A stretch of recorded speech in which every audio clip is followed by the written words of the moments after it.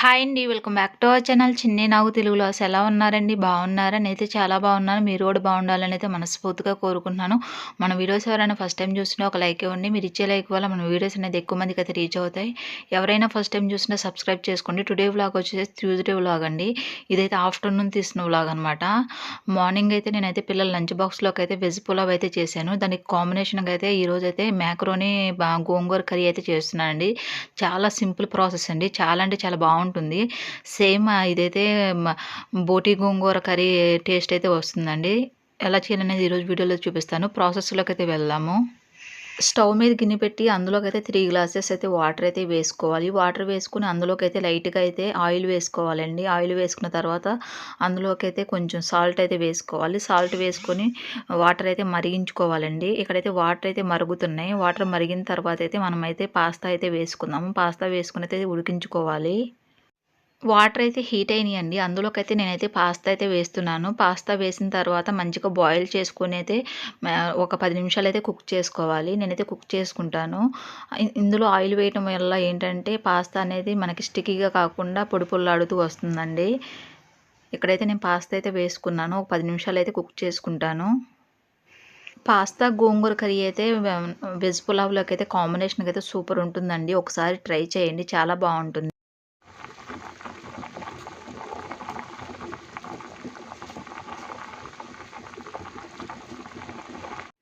10 నిమిషాల తర్వాత పాస్తా అయితే మంచిగా కుక్ అయిందండి. స్టవ్ అయితే ఆఫ్ చేసుకుందాము. చూసారు కదా వీడియోలో.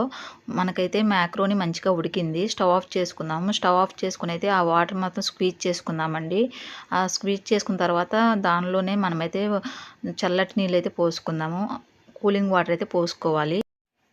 గిన్నె మీద ప్లేట్ పెట్టుకొని అయితే నేనైతే హాట్ వాటర్ అయితే స్క్వీజ్ చేసుకున్నానండి. స్క్వీజ్ చేసుకున్న తర్వాత నేనైతే అందులోకైతే కూల్ వాటర్ అయితే వేస్తున్నాను. కూల్ వాటర్ వేసుకొని ఆ నీళ్ళు కూడా అయితే మనం స్క్వీజ్ చేసుకోవాలి.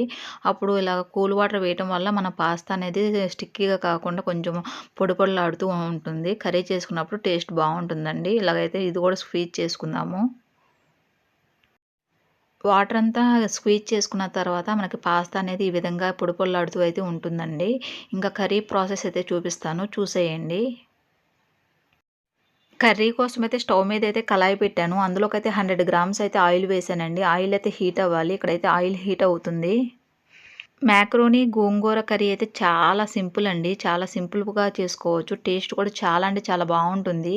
ఇది పులావ్ అనే కాదండి, రైస్‌లో తిన్నా కూడా చాలా అంటే చాలా బావుంటుంది. ఇక్కడైతే నాకైతే ఆయిల్ అయితే హీట్ అయింది. అందులోకి సన్నగా కట్ చేసిన ఆనియన్ ముక్కలైతే వేసుకుంటున్నాను. వేసుకొని మంచిగా వేపుకోవాలండి. ఇక్కడైతే నేను వేపుకుంటాను.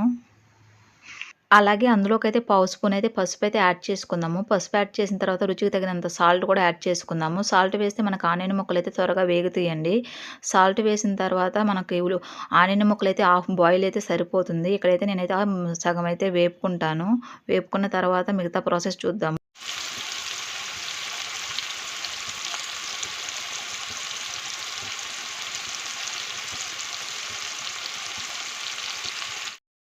అలాగే అందులోకైతే 1 స్పూన్ వరకైతే అల్లం వెల్లుల్లి పేస్ట్ అయితే వేసుకోవాలండి. అల్లం వెల్లుల్లి పేస్ట్ వేసుకొని పచ్చివాసన పోయే వరకైతే వేపుకోవాలి. ఇక్కడైతే నేను పచ్చివాసన పోయే వరకైతే వేపుకుంటాను. అలా అల్లం వెల్లుల్లి పేస్ట్ పచ్చివాసన పోతేనే మనకి కర్రీ టేస్ట్ అనేది చాలా బావుంటుంది. బోటి గోంగూర తినని వాళ్ళకైతే ఇలాగా మ్యాక్రోని గోంగూర చేసి పెట్టండి. సేమ్ అలానే ఉంటుంది కదా! కొంచెం తిన్న ఫీలింగ్ అయితే బోటి గోంగూర తిన్న ఫీలింగ్ అయితే వస్తుంది. సేమ్ అలానే ఉంటుంది. చాలా అంటే చాలా బావుంటుందండి. ఒకసారి ట్రై చేయండి.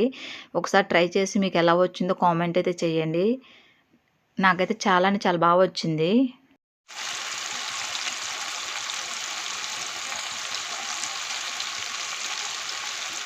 అల్లం వెల్లుల్లి పేస్ట్ అయితే వేగిందండి. అందులోకి నీట్‌గా క్లీన్ చేసుకున్న గోంగూర అయితే యాడ్ చేసుకుందాము. ఇక్కడైతే నేను గోంగూర అయితే వేస్తున్నాను. గోంగూర వేసుకొని కర్రీనైతే తిప్పుకొని ఒక 10 నిమిషాలైతే మగ్గనివ్వాలి. అందులో నుంచి అయితే వాటర్ అయితే రిలీజ్ అవుతుంది. ఆ వాటర్ రిలీజ్ అయ్యే వరకైతే ఉడికించుకోవాలి. యాక్చువల్‌గా అయితే నేను ఎక్కువగా పులావ్ చేసినప్పుడు చికెన్ గ్రేవీ కర్రీ అయితే చేస్తానండి. ఇప్పుడు చికెన్ తినకూడదని అని అంటున్నారు కదా! ఇంకా అందుకనే నేను మ్యాక్రోని గోంగూర కర్రీ అయితే చేశాను. కానీ దాని కాంబినేషన్‌లో పులావ్ కాంబినేషన్‌లో అయితే సూపర్ టేస్ట్ అయితే ఉందండి నిజంగా.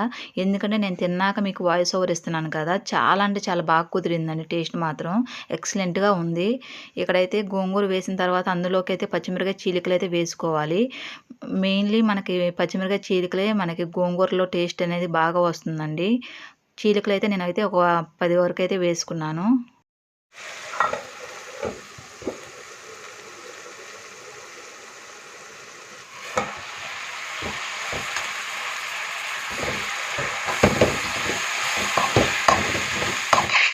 గోంగూర మగ్గిన తర్వాత అందులోకైతే 1 గ్లాస్ అయితే వాటర్ అయితే యాడ్ చేసుకోవాలండి. ఎందుకంటే వాటర్ యాడ్ చేస్తే మన గోంగూర అనేది పేస్ట్‌లాగా మెత్తగా ఉడుకుతుంది.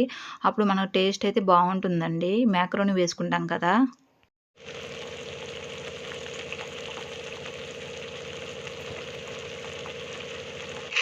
అలా ఉడుకుతున్న గోంగూరలోకైతే ముందుగా ఉడికించుకున్న మాకారోని అయితే యాడ్ చేసుకుందాము. ఇక్కడైతే నేను మాకారోని వేసుకుంటున్నాను. మాకారోని వేసుకున్న తర్వాత కర్రీనైతే తిప్పుకొని ఒక 5 నిమిషాలైతే మగ్గనివ్వాలి. అప్పటికి ఆ గోంగూర ఫ్లేవర్ కూడా పాస్తాకైతే బాగా పడుతుందండి. అప్పుడు టేస్ట్ అయితే ఇంకా బావుంటుంది. లాస్ట్ టైమ్ వీడియోలో అయితే ఎగ్ పాస్తా అయితే చేశాను. టేస్ట్ అయితే చాలా అంటే చాలా బావుంది. అది చూడని వాళ్ళు కూడా ఒకసారైతే మన ఛానల్‌లోకి వెళ్లి ఆ వీడియో కూడా చూడండి. చాలా అంటే చాలా బా వచ్చిందండి. ఆ టేస్ట్ కూడా చాలా అంటే చాలా బావుంది. ఈ రోజైతే నేనైతే ఇంకా పాస్తా, గోంగూర అయితే చేస్తున్నాను. ఇదైతే వెజ్ పులావ్‌లోకైతే చాలా అంటే చాలా బావుంది.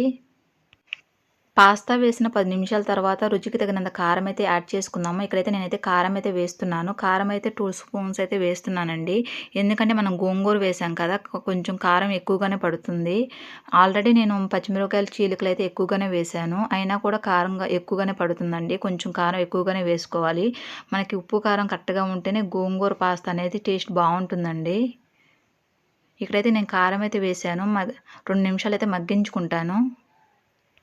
కారం మగ్గిన తర్వాత అందులోకైతే నేనైతే లైట్‌గా అయితే వాటర్ అయితే యాడ్ చేసుకున్నానండి. వాటర్ వేసుకున్న తర్వాత అందులోకైతే కొత్తిమీర అయితే యాడ్ చేసుకోవాలి. నీట్‌గా క్లీన్ చేసుకున్న కొత్తిమీర అయితే యాడ్ చేసుకుంటున్నాను. కొత్తిమీర వేసుకొని కర్రీని తిప్పుకొని కొత్తిమీర ఫ్లేవర్ కూడా కర్రీకి పట్టే విధంగా అయితే 2 నిమిషాలైతే మగ్గనివ్వాలి. ఇక్కడైతే నేను మగ్గనిస్తాను.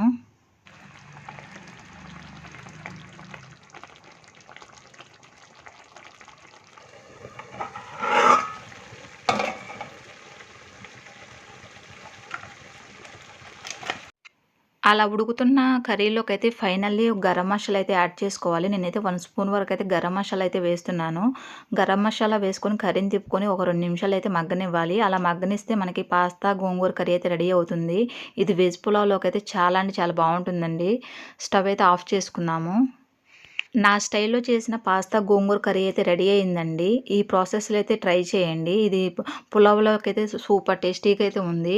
నేను ఈ ప్రాసెస్‌లో ట్రై చేసి మీకెలా వచ్చిందో కామెంట్ అయితే చేయండి. చూసారా కలర్‌ఫుల్‌గా చాలా అంటే చాలా బావుందండి. సేమ్ మనకి బోటి గోంగూర ఎలా ఉంటుందో సేమ్ అలానే కనిపిస్తుంది. కొంచెం టేస్ట్ కూడా అటు ఇటుగా అలానే ఉంటుందండి. ఒకసారి ట్రై చేసి ఎలా వచ్చిందో కామెంట్ అయితే చేయండి. నా వీడియోస్ చూసే ప్రతి ఒక్కరికి థ్యాంక్ యూ సో మచ్ అండి. ఈ వీడియో అయితే ఇక్కడితో అయితే ఎండ్ అవుతుంది. ఈ వీడియో చూసిన ప్రతి ఒక్కరు ఒక లైక్ అయితే ఇవ్వండి. మీరు ఇచ్చే లైక్ నాకు చాలా ఇంపార్టెంట్ అండి. Please support me. Video skip చేయకుండా చివరి వరకు అయితే చూసేయండి. చాలా అంటే చాలా బావుంటుంది. వేడి వేడి మ్యాక్రోని గోంగూర కర్రీ అయితే రెడీ అయింది. టేస్ట్ అయితే సూపర్‌గా ఉంది. ఐ హోప్ ఈ వీడియో నచ్చిందని అనుకుంటున్నాను. ఈ వీడియో నచ్చితే లైక్ చేయండి, షేర్ చేయండి, కామెంట్ చేయండి. Please subscribe my channel. పక్కనే బెల్ ఐకాన్ ఉంటుంది. దాన్ని క్లిక్ చేయండి. మరొక మంచి వీడియోతో మళ్ళీ కలుసుకుందాం. Thanks for watching. Bye friends. Bye.